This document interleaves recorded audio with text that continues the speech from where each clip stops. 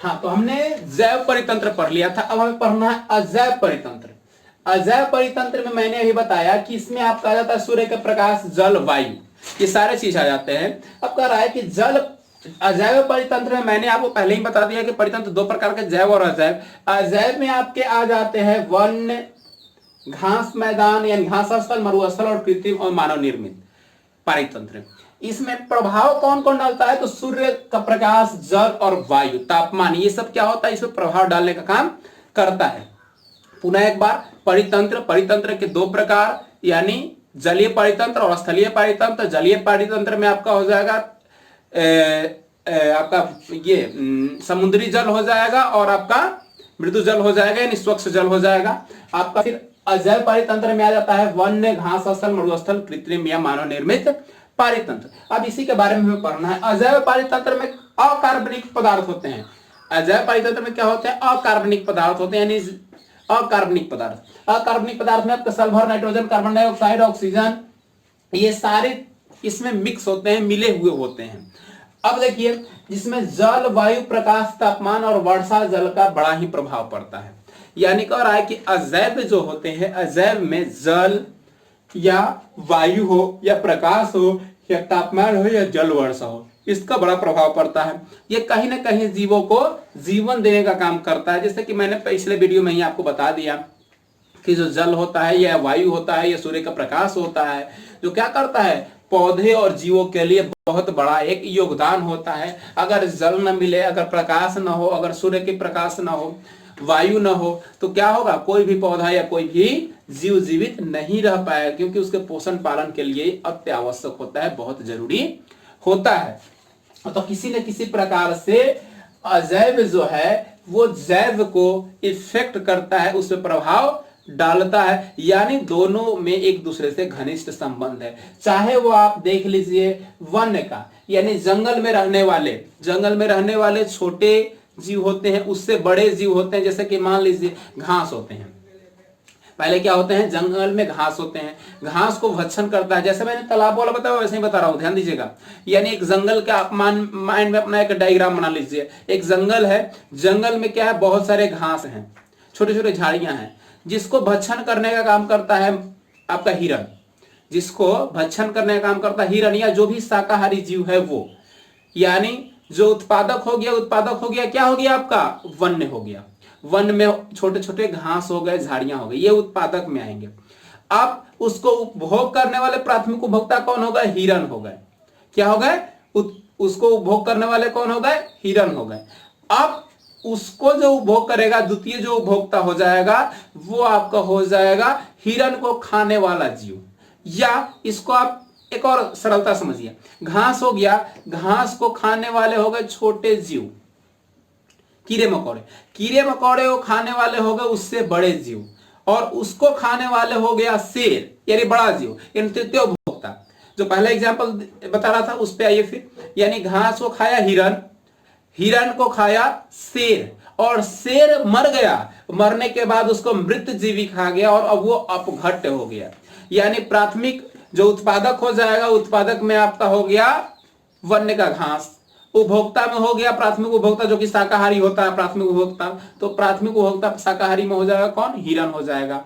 द्वितीय उपभोक्ता जो हो जाएगा वो मांसाहारी में हो जाएगा शेर, या उससे पहले जो इसको जीव खाता है, सियार हो गया या जो भी होता है उसको खाता है, वो हो जाएगा द्वितीय उपभोक्ता। और उसको जो फिर खाया शेर, वो हो गया तृतीय उपभोक्ता। यानी द्वितीय उपभोक्ता और तृतीय उपभोक्ता हमेशा मांसाहारी होता है, और चतुर्थ जो अपघटक हो जाएगा, वो अपघटक क्या हो जाएगा, वो अजैव होता है, यानी कार्बनिक और अकार्बनिक चीजों को अलग करने का काम करता है। यानी जो शेर मर जाएगा उसको मृत जीवी अपघट कर देगा।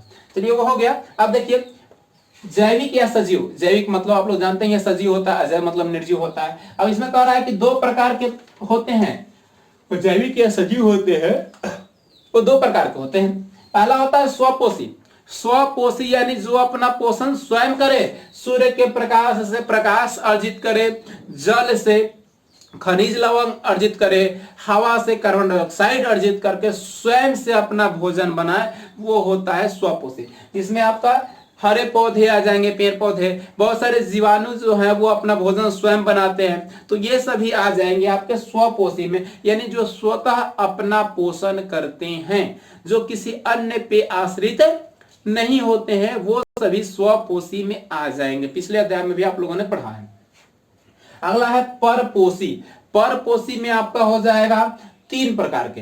परपोषी, परपोषी, पर मतलब दूसरे पे, अपोषी मतलब पोषण करने वाले, यानी जो दूसरे पे आश्रित होके अपना पोषण करते हो, अपना जीवन निर्वाह करते हो, अपना भोजन करते हो, वो सभी जीव परपोषी में आ जाएंगे। यानी जो अपने स्वयं से भोजन नहीं बनाते हैं, वो किसी अन्य के भोजन पे आश्रित होते हैं। जैसे कि मान लीजिए हम ही लोग मनुष्य हैं, क्या हम लोग स्वतः अपने भोजन का निर्माण करते हैं? क्या अगर पौधे हमें भोजन न दे, यानी अगर चावल गेहूं ना उपजे, तो क्या हम खा सकते हैं? अगर सब्जियां ना उगे तो क्या हम खा सकते हैं? नहीं। यानी हम मनुष्य प्राणी किसी और पे आश्रित है, यानी हम लोग परपोषी हैं। लेकिन पेड़ पौधा क्या है? स्वपोषी है, स्वयं से कार्बन डाइऑक्साइड ले रहा है, सूर्य का प्रकाश ले रहा है, खनिज लवण ले रहा है, और स्वतः ही क्या कर रहा है? भोजन को बना रहा है और स्वतः खा रहा है और अपनी प्रगति कर रहा है। लेकिन हम लोग कहीं ना कहीं किसी अन्य पोषक तत्वों पर, अन्य पौधों पे, अन्य जीवों पे आश्रित हैं कि हमें वो भोजन प्रदान करने का काम करेगा।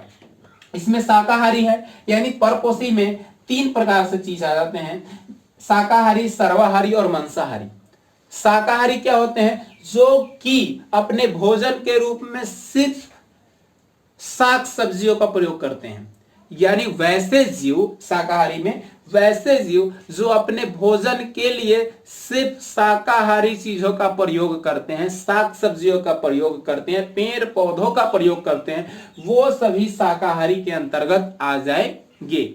चाहे कि आपका हिरन हो गया, और भी बहुत सारी पक्षी आप लेके चल सकते हैं, बहुत सारे जीव लेके चल सकते हैं, गाय हो गया, भैंस हो गया, बैल हो गया, ये सभी जो आएंगे वो शाकाहारी के तहत आएंगे। या वैसे मनुष्य जो सिर्फ हरे पौधों से अपना भोजन निर्वाह करते हैं, साग सब्जियां खाते हैं, मांस मदिरा नहीं उपयोग करते हैं। अब देखिए सर्वाहारी। सर्वाहारी जो दूसरा वर्ग है परपोषी का, सर्वाहारी का मतलब है कि जो शाकाहारी भी खाते हैं और मांसाहारी भी, यानी वो पेड़ पौधे द्वारा उत्पादित किए हुए कंदमूलों या फलों सब्जियों को भी खाते हैं, और वो मांस को भी भक्षण करते हैं, मांस को भी खाते हैं, वो सर्वाहारी कैटेगरी में आएंगे। यानी दोनों साग सब्जी और मांस दोनों को खाएं, वो क्या हो जाएंगे? सर्वाहारी। जैसे सपोज दैट मनुष्य, सपोज दैट क्या हो जाएगा? मनुष्य हो जाएगा, मान लीजिए मनुष्य को ही। तीसरा है मांसाहारी। मांसाहारी यानी जो साग सब्जी और पेड़ पौधों को नहीं खाते हैं, सिर्फ मांस को खाते हैं, यानी जीवों को मारकर खाते हैं। जैसे शेर, बाघ, चीता, ये सभी क्या हो जाएंगे? ये सभी मांसाहारी हो जाएंगे। तो ये था आपका परपोषी में, यानी जैविक यानी सजीव का तहत स्वपोषी और परपोषी।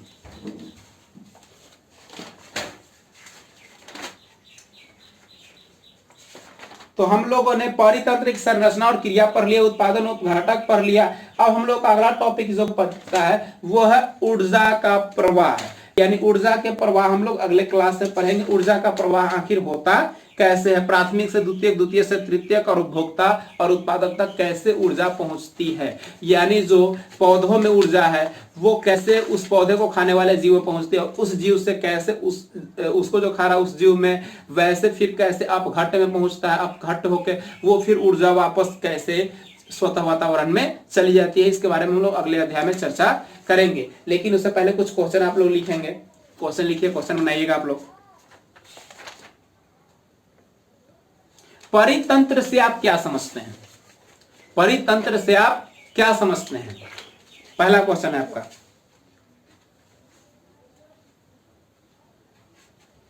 दूसरा क्वेश्चन लिखिए, जलीय और स्थलीय पारितंत्र की परिभाषा दे अंतर के साथ। जलीय और स्थलीय पारितंत्र की परिभाषा दे अंतर के साथ। अगला क्वेश्चन लिखिए, पारितंत्र संरचना और क्रियाशीलता से आप क्या समझते हैं? पारितंत्र की संरचना और क्रियाशीलता से आप क्या समझते हैं? पारितंत्र की संरचना और क्रियाशीलता से आप क्या समझते हैं? उत्पादक किसे कहते हैं और ये कितने प्रकार के होते हैं?